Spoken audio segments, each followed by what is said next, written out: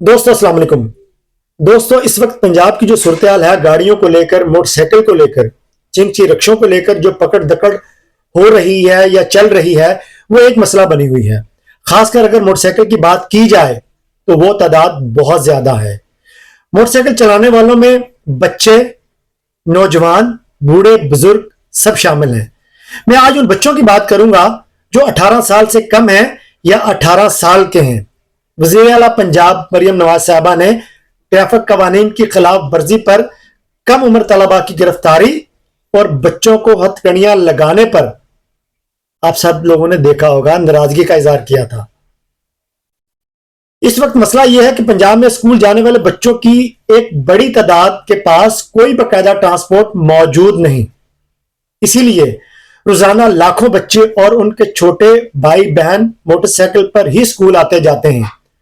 बहुत से घरानों में तो मोटरसाइकिल ही वाहिद सवारी है और इसी के जरिए न सिर्फ स्कूल का सफर होता है बल्कि घर के दीगर जरूरी काम भी जो है ना वो निपटाए जाते हैं। शहरों की सूरत हाल आप सबके सामने है। देहात की अगर बात की जाए तो देहात में सूरत हाल कहीं ज्यादा खराब है, बहुत ज्यादा। बहुत से इलाकों में तो किसी बस, वैन या स्कूल ट्रांसपोर्ट का वजूद ही नहीं।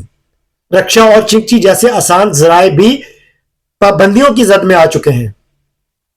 आपने देखा होगा, अब जिन घरों में कार नहीं या बच्चा 18 साल का नहीं हुआ मगर वो कॉलेज बाइक पर ही जाता है, रिक्शा अगर दस्तयाब भी है तो 8-10 हजार से कम किराया नहीं लेता। अब सफेद पोश तबका इतना किराया अब मुझे बताएं कैसे देगा। अब आम शहरी के लिए अमली हल जो है ना वो सिर्फ मोटरसाइकिल ही बचता है। कुछ अहबाब बड़े आराम से जो है ना वो कह देते हैं साइकिल चलाएं। हमने भी साइकिल पर ही तालीम हासिल की, साइकिल पर ही आते जाते थे। मैं यहां बस इतना कहूंगा, अब जमाना तांगे और साइकिल से दूर, बहुत दूर जो है ना वो निकल गया है। हजारों घर ऐसे हैं जहां 15-16 साल के लड़के लड़कियां ही घर के बड़े काम संभालते हैं। कानून बनाएं। मैं ये नहीं कहता कि कानून मत बनाएं, मगर इस तरह के कोई घराना मुतासर ना हो। अगर हुकूमत वाकई इस पूरे निजाम को खत्म करने की जानिब बढ़ रही है तो सवाल यह पैदा होता है कि इसका मुतबादल क्या जो है ना वो सोचा गया है। बैरून मुल्क के कवानीन जरूर सख्त हैं, आप सब लोग जानते हैं, लेकिन वहां शहरियों को पहले सहूलतें दी जाती हैं। महफूज स्कूल, बसों में सस्ती और वक्त की पाबंदी, पब्लिक ट्रांसपोर्ट। जब सहूलतें देंगे जिंदगी आसान हो जाएगी, ये बात याद रखिएगा। तो पाबंदियां फिर बोझ नहीं लगेंगी।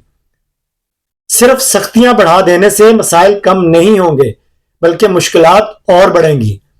ट्रैफिक कवानीन सख्त होने चाहिए, मैं कहता हूं होने चाहिए। वज़ीर आला पंजाब मरियम नवाज साहबा जो कर रही हैं वो बहुत अच्छा काम कर रही हैं, लेकिन पहले अपने मुल्क की जमीनी हकायक और हालात का एक सर्वे जरूर कर लें कि अवाम को कौन सी सहूलत देकर इन पर कौन कौन सी पाबंदियां लगानी चाहिए। बस मैं यही कहूंगा, अपने अवाम से भी मैं यही कहूंगा कि खुदारा लाइसेंस का ख्याल रखें, हेलमेट का ख्याल रखें, बाहर जाएं। ये नहीं मना किया हुकूमत ने कि आप मोटरसाइकिल लेकर ना जाएं, गाड़ी लेकर ना जाएं, लेकिन जो जरूरी चीजें हैं उनको भी मद्देनजर रखें। देखने और सुनने वाला का बहुत शुक्रिया।